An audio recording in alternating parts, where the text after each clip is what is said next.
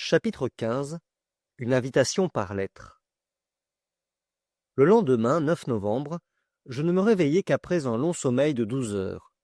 Conseil vint, suivant son habitude, savoir comment monsieur avait passé la nuit et lui offrir ses services. Il avait laissé son ami le Canadien dormant comme un homme qui n'aurait fait que cela toute sa vie.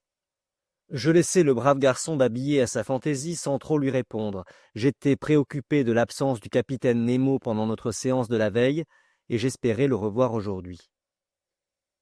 Bientôt j'eus revêtu mes vêtements de byssus. Leur nature provoqua plus d'une fois les réflexions de Conseil. Je lui appris qu'ils étaient fabriqués avec les filaments lustrés et soyeux qui rattachent aux rochers les jambonneaux, sorte de coquilles très abondantes sur les rivages de la Méditerranée. Autrefois, on en faisait de belles étoffes, des bas, des gants, car ils étaient à la fois très moelleux et très chauds.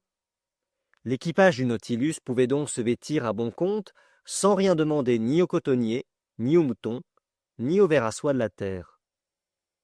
Lorsque je fus habillé, je me rendis au grand salon. Il était désert.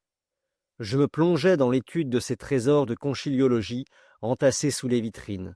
Je fouillais aussi de vastes herbiers emplis de plantes marines les plus rares et qui, quoique séchées, conservaient leurs admirables couleurs. Parmi ces précieuses hydrophytes, je remarquai des cladostèphes verticilliés, des panidespans, des caulerpes à feuilles de vigne, des calitames granifères, de délicates céramies à teintes écarlates, des agares disposées en éventail, des acétabules semblables à des chapeaux de champignons très déprimés, et qui furent longtemps classés parmi les zoophytes, enfin toute une série de varechs. La journée entière se passa sans que je fusse honoré de la visite du capitaine Nemo. Les panneaux du salon ne s'ouvrirent pas. Peut-être ne voulait-on pas nous blaser sur ces belles choses. La direction du Nautilus se maintint à l'est-nord-est, sa vitesse à 12 milles, sa profondeur entre 50 et 60 mètres. Le lendemain, 10 novembre, même abandon, même solitude. Je ne vis personne de l'équipage. Ned et Conseil passèrent la plus grande partie de la journée avec moi. Ils s'étonnèrent de l'inexplicable absence du capitaine. Cet homme singulier était-il malade? Voulait-il modifier ses projets à notre égard? Après tout, suivant la remarque de Conseil, nous jouissions d'une entière liberté. Nous étions délicatement et abondamment nourris, notre hôte se tenait dans les termes de son traité. Nous ne pouvions nous plaindre, et d'ailleurs, la singularité même de notre destinée nous réservait de si belles compensations que nous n'avions pas encore le droit de l'accuser. Ce jour-là, je commençai le journal de ces aventures, ce qui m'a permis de les raconter avec la plus scrupuleuse exactitude, et, détail curieux, je l'écrivis sur un papier fabriqué avec la zostère marine. Le 11 novembre, de grand matin, l'air frais répandu à l'intérieur du Nautilus m'apprit que nous étions revenus à la surface de l'océan afin de renouveler les provisions d'oxygène. Je me dirigeai vers l'escalier central et je montai sur la plateforme. Il était 6 heures. Je trouvais le temps couvert, la mer grise mais calme, à peine de houle. Le capitaine Nemo, que j'espérais rencontrer là, viendrait-il? Je n'aperçus que le timonier emprisonné dans sa cage de verre. Assis sur la saillie produite par la coque du canot, j'aspirais avec délice les émanations salines. Peu à peu, la brume se dissipa sous l'action des rayons solaires. L'astre radieux débordait de l'horizon oriental, la mer s'enflamma sous son regard comme une traînée de poudre. Les nuages, éparpillés dans les hauteurs, se colorèrent de tons vifs admirablement nuancés et de nombreuses langues de chat annoncèrent du vent pour toute la journée. Mais que faisait le vent à ce Nautilus que les tempêtes ne pouvaient effrayer? J'admirais donc ce joyeux lever de soleil, si gai, si vivifiant, lorsque j'entendis quelqu'un monter vers la plateforme. Je me préparais à saluer le capitaine Nemo, mais ce fut son second, que j'avais déjà vu pendant la première visite du capitaine, qui apparut. Il s'avança sur la plateforme et ne sembla pas s'apercevoir de ma présence. Sa puissante lunette aux yeux, il scruta tous les points de l'horizon avec une attention extrême. Puis cet examen fait, il s'approcha du panneau et prononça une phrase dont voici exactement les termes. Je l'ai retenue car chaque matin, elle se reproduisit dans des conditions identiques. Elle était ainsi conçue. Notre respoc lornivirk. Ce qu'elle signifiait, je ne saurais le dire. Ces mots prononcés, le second redescendit. Je pensais que le Nautilus allait reprendre sa navigation sous-marine. Je regagnai donc le panneau et par les coursives, je revins à ma chambre. 5 jours s'écoulèrent ainsi, sans que la situation se modifiât. Chaque matin, je montais sur la plateforme. La même phrase était prononcée par le même individu. Le capitaine Nemo ne paraissait pas. J'avais pris mon parti de ne plus le voir. Quand le 16 novembre, rentré dans ma chambre avec Ned et Conseil, je trouvai sur la table un billet à mon adresse. Je l'ouvris d'une main impatiente. Il était écrit d'une écriture franche et nette, mais un peu gothique, et qui rappelait les types allemands. Ce billet était libellé en ces termes. Monsieur le professeur Aronnax à bord du Nautilus, 16 novembre 1867. Le capitaine Nemo invite monsieur le professeur Aronnax à une partie de chasse qui aura lieu demain matin dans ces forêts de l'île Crespo. Il espère que rien n'empêchera monsieur le professeur d'y assister et il verra avec plaisir que ses compagnons se joignent à lui.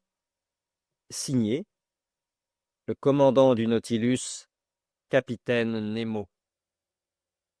Une chasse s'écria Ned. Et dans ces forêts de l'île Crespo, ajouta Conseil. Mais il va donc à terre, ce particulier-là, reprit Ned Land.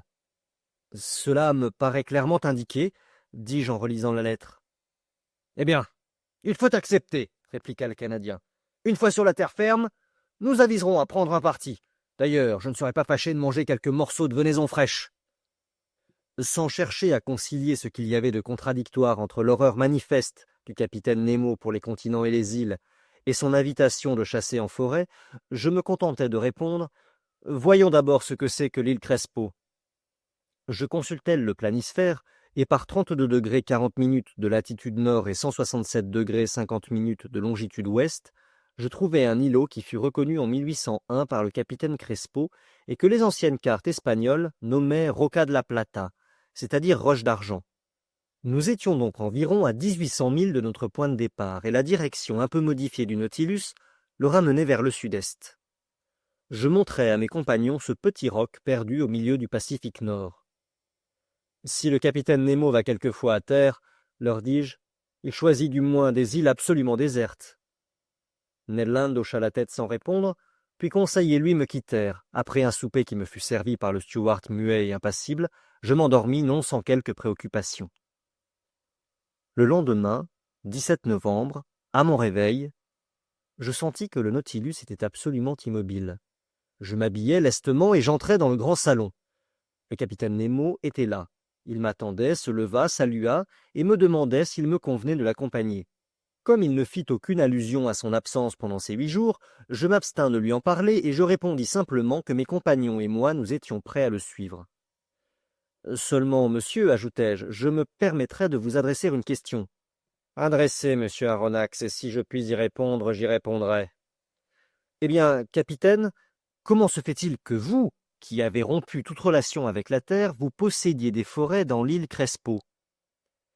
Monsieur le professeur, me répondit le capitaine, les forêts que je possède ne demandent au soleil ni sa lumière ni sa chaleur. Ni les lions, ni les tigres, ni les panthères, ni aucun quadrupède ne les fréquente. Elles ne sont connues que de moi seul. Elles ne poussent que pour moi seul. Ce ne sont point des forêts terrestres, mais bien des forêts sous-marines. Des forêts sous-marines? M'écriai-je. Oui, monsieur le professeur. Et vous m'offrez de m'y conduire? Précisément. À pied? Et même à pied sec. En chassant? En chassant. Le fusil à la main? Le fusil à la main. Je regardais le commandant du Nautilus d'un air qui n'avait rien de flatteur pour sa personne. Décidément, il a le cerveau malade, pensai-je. Il a eu un accès qui a duré 8 jours, et même qui dure encore. C'est dommage, je l'aimais mieux étrange que fou. Cette pensée se lisait clairement sur mon visage, mais le capitaine Nemo se contenta de m'inviter à le suivre et je le suivis en homme résigné à tout. Nous arrivâmes dans la salle à manger où le déjeuner se trouvait servi. « Monsieur Aronnax, me dit le capitaine, je vous prierai de partager mon déjeuner sans façon, nous causerons en mangeant. Mais si je vous ai promis une promenade en forêt, je ne me suis point engagé à vous y faire rencontrer un restaurant. Déjeunez donc en homme qui ne dînera probablement que fort tard. Je fis honneur au repas. Il se composait de divers poissons et de branches de loturie, excellents zoophytes, relevés d'algues très apéritives, telles que la Porphyria laxitania et la Laurentia primafetida. La boisson se composait d'eau limpide à laquelle, à l'exemple du capitaine, j'ajoutais quelques gouttes d'une liqueur fermentée extraite, suivant la mode kamtchatkienne, de l'algue connue sous le nom de Rhodoménie palmée.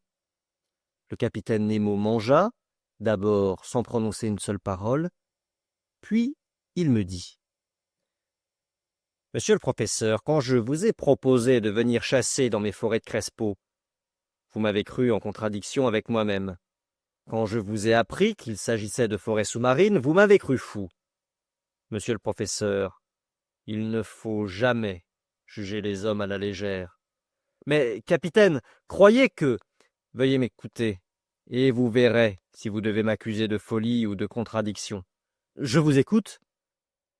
Monsieur le professeur, vous le savez aussi bien que moi, l'homme peut vivre sous l'eau à la condition d'emporter avec lui sa provision d'air respirable. Dans les travaux sous-marins, l'ouvrier revêtu d'un vêtement imperméable et la tête emprisonnée dans une capsule de métal reçoit l'air de l'extérieur au moyen de pompes foulantes et de régulateurs d'écoulement. C'est l'appareil des scaphandres, dis-je.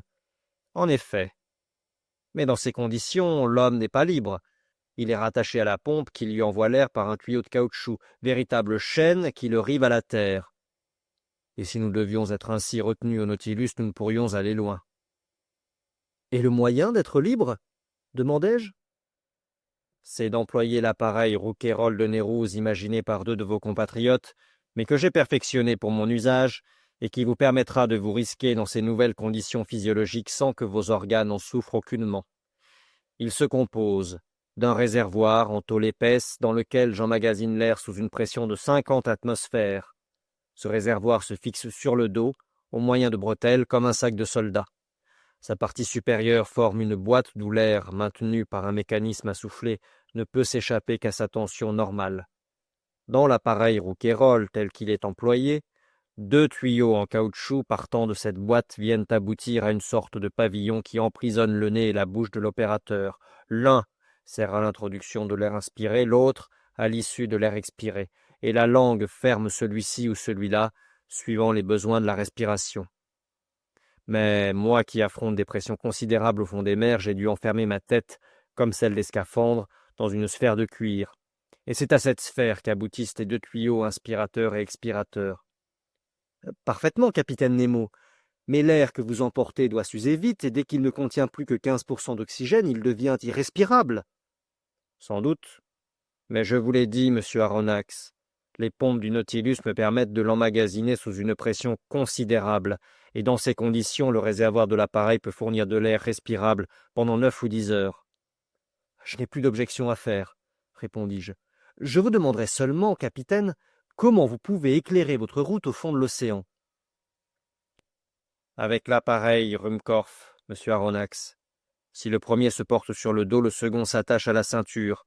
Il se compose d'une pile de benzène que je mets en activité, non pas avec du bichromate de potasse, mais avec du sodium. Une bobine d'induction recueille l'électricité produite et la dirige vers une lanterne d'une disposition particulière. Dans cette lanterne se trouve un serpentin de verre qui contient seulement un résidu de gaz carbonique. Quand l'appareil fonctionne, ce gaz devient lumineux, en donnant une lumière blanchâtre et continue. Ainsi pourvu, je respire et je vois. Capitaine Nemo, à toutes mes objections, vous faites de si écrasantes réponses que je n'ose plus douter. Cependant, si je suis bien forcé d'admettre les appareils Rouquayrol et Ruhmkorff, je demande à faire des réserves pour le fusil dont vous voulez m'armer. Mais ce n'est point un fusil à poudre, répondit le capitaine. C'est donc un fusil à vent? Sans doute. Comment voulez-vous que je fabrique de la poudre à mon bord, n'ayant ni salpêtre, ni soufre, ni charbon? D'ailleurs, dis-je, pour tirer sous l'eau, dans un milieu 850 fois plus dense que l'air, il faudrait vaincre une résistance considérable. Ce ne serait pas une raison. Il existe certains canons, perfectionnés après Fulton par les Anglais Philip Coles et Burley, par le Français Furcy, par l'Italien Landi, qui sont munis d'un système particulier de fermeture et qui peuvent tirer dans ces conditions. Mais je vous le répète, n'ayant pas de poudre, je l'ai remplacé par de l'air à haute pression que les pompes du Nautilus me fournissent abondamment. Mais cet air doit rapidement s'user. Eh bien, n'ai-je pas mon réservoir Rouquayrol qui peut au besoin m'en fournir? Il suffit pour cela d'un robinet ad hoc. D'ailleurs, monsieur Aronnax, vous verrez par vous-même que pendant ces chasses sous-marines, on ne fait pas grande dépense d'air ni de balles. Cependant, il me semble que dans cette demi-obscurité et au milieu de ce liquide très dense par rapport à l'atmosphère, les coups ne peuvent porter loin et sont difficilement mortels. Monsieur, avec ce fusil, tous les coups sont mortels, au contraire. Et dès qu'un animal est touché si légèrement que ce soit, il tombe foudroyé. Pourquoi? Parce que ce ne sont pas des balles ordinaires que ce fusil lance, mais de petites capsules de verre, inventées par le chimiste autrichien Lenny Brock, et dont j'ai un approvisionnement considérable. Ces capsules de verre, recouvertes d'une armature d'acier et alourdies par un culot de plomb, sont de véritables petites bouteilles de Leyde, dans lesquelles l'électricité est forcée à une très haute tension. Au plus léger choc qu'elle se décharge et l'animal, si puissant qu'il soit, tombe mort. J'ajouterai que ces capsules ne sont pas plus grosses que du numéro 4 et que la charge d'un fusil ordinaire pourrait en contenir 10. Je ne discute plus, répondis-je en me levant de table, et je n'ai plus qu'à prendre mon fusil. D'ailleurs, où vous irez, j'irai. Le capitaine Nemo me conduisit vers l'arrière du Nautilus, et en passant devant la cabine de Ned et de Conseil, j'appelai mes 2 compagnons qui nous suivirent aussitôt. Puis, nous arrivâmes à une cellule située en abord, près de la chambre des machines, et dans laquelle nous devions revêtir nos vêtements de promenade.